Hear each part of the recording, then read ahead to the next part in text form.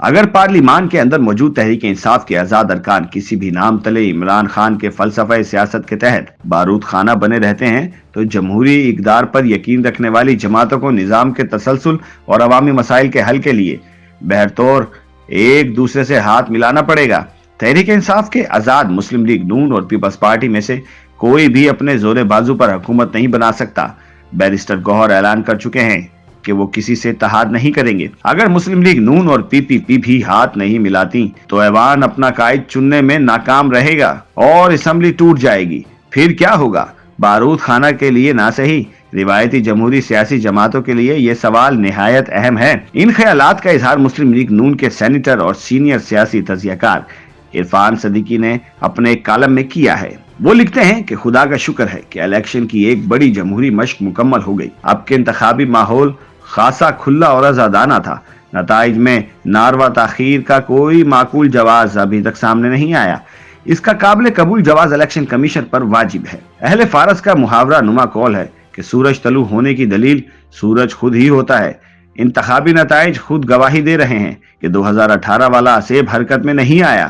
لگ بھگ تمام مبصرین یہی کہہ رہے تھے کہ نتائج کا انحصار پی ٹی آئی کے ووٹرز پر ہے۔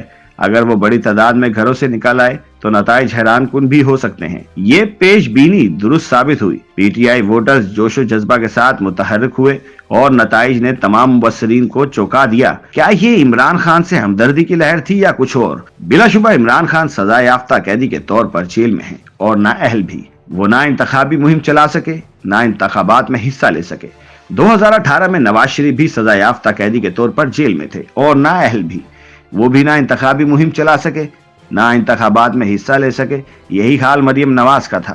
ہمدردی کی لہر اس وقت بھی تھی، فرق صرف یہ ہے کہ تب ہر سطح کی انتخابی انتظام کاری، 2 سالہ محنت کے تحفظ اور انتخابی نتائج کی تنابیں قمر جاوید باجوہ، فیض حمید اور آصف غفور جیسے جبری حکمت کاروں کے ہاتھوں میں تھی، جو ایک جماعت کو نمونہ عبرت بنانے اور ایک جماعت کو ہر قیمت پر اقتدار میں لانے کا حلف اٹھا چکے تھے۔ عرفان صدیقی کہتے ہیں کہ اپنے اہداف کے لیے برہنگی کی حد تک تہذیب و شائستگی کی حدیں پھلانگ جانے میں ان لوگوں کو کچھ ندامت نہ تھی۔ سو سر شام جو ہی نتائج سرکشی کرتے دکھائی دیے، انہوں نے آر ٹی ایس کی مشقیں کسیں، من چاہے نتائج مرتب کیے اور باضابطہ طور پر یہ ٹویٹ کر کے سو گئے کہ اللہ جسے چاہے عزت سے نواز دے اور جسے چاہے ذلت دے۔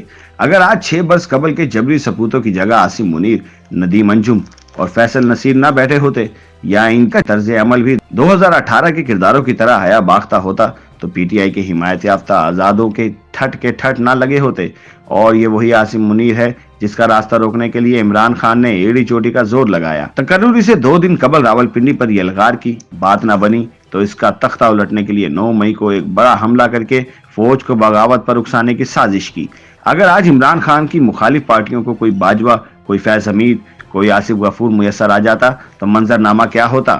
عرفان صدیقی کے مطابق الیکشن کا مرحلہ تو تمام ہوا، لیکن کیا اس کے نتیجے میں پاکستان دیر پا سیاسی استحکام سے ہمکنار ہو پائے گا؟ اس سوال کا جواب ملنے میں کچھ وقت لگے گا۔ پاکستان کو درپیش انتہائی گھمبیر مسائل سنگین چیلنجوں کی شکل میں منہ پھاڑے کھڑے ہیں۔